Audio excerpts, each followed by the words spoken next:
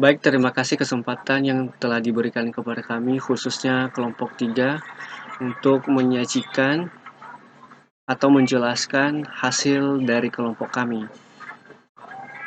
Perkenalkan, nama saya Slamet Anugrah Zebua dengan NIM 122000135. Langsung saja, kata pengantar.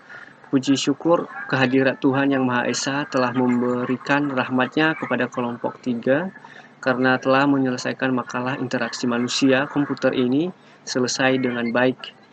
Makalah ini dirancang untuk mahasiswa dalam pemahaman tentang transaksi penjualan. Penulis mengucapkan banyak terima kasih kepada semua pihak yang telah mendukung dan membantu dengan segala upaya dalam pembuatan makalah ini.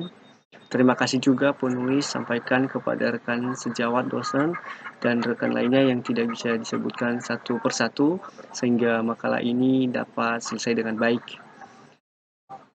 Penulis sangat menyadari bahwa kekurangan dalam pembuatan makalah ini, untuk itu mohon kritikan dan sarannya dalam pembaharuan makalah ini.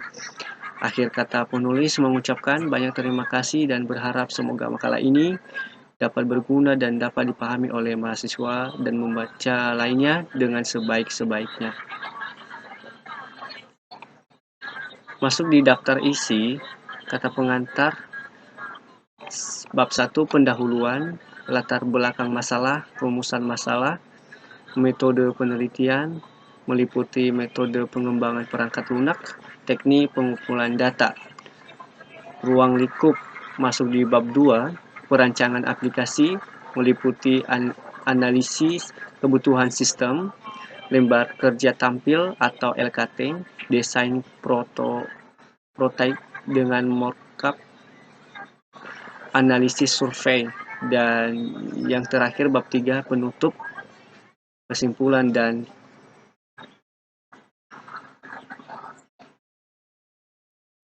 baik, langsung saja masuk di bab 1 pendahuluan latar belakang masalah. Transaksi penjualan merupakan salah satu aspek yang penting dalam sebuah perusahaan. Pengelolaan perusahaan yang kurang baik akan merugikan perusahaan karena dapat berimbas pada perolehan laba dan pada akhirnya dapat mengurangi pendapatan. Setiap perusahaan memiliki sistem perbedaan dalam melakukan usahanya.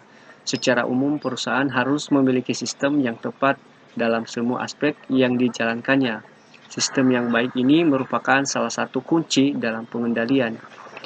Kualitas produksi dan strategi penjualan yang baik dapat mendorong peningkatan penjualan yang berguna untuk menguasai pangsa pasar dan meraih keuntungan yang optimal. Keuntungan yang optimal merupakan salah satu tujuan utama perusahaan dalam menjalankan kegiatannya. Tujuan ini akan digunakan sebagai ukuran penilaian keberhasilan atau kegagalan yang telah dilaksanakan.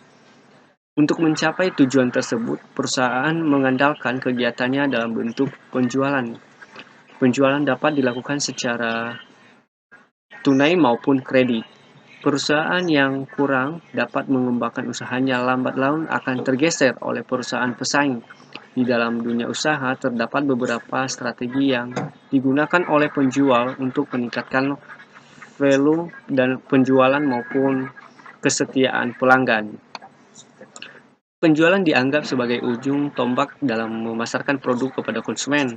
Penerapan sistem informasi akuntansi bermanfaat untuk mempercepat proses pengolahan data transaksi. Teknologi sistem informasi akuntansi pun lebih menjamin keamanan data dan data yang dihasilkan pun dapat lebih akurat. Sistem informasi akuntansi dapat menunjang kemajuan usaha bisnis apabila dikelola dengan baik dan sesuai dengan standar akuntansi yang berlaku. Sistem transaksi penjualan ini bertujuan untuk mendukung aktivitas bisnis perusahaan dalam mengelola dan memproses data transaksi secara efektif dan efisien. Nah, masuk di nomor 2 yaitu perumusan masalah. Nah, berdasarkan latar belakang yang telah diurai di atas, maka permasalahan dalam penelitian ini adalah apakah sistem transaksi penjualan sudah efektif?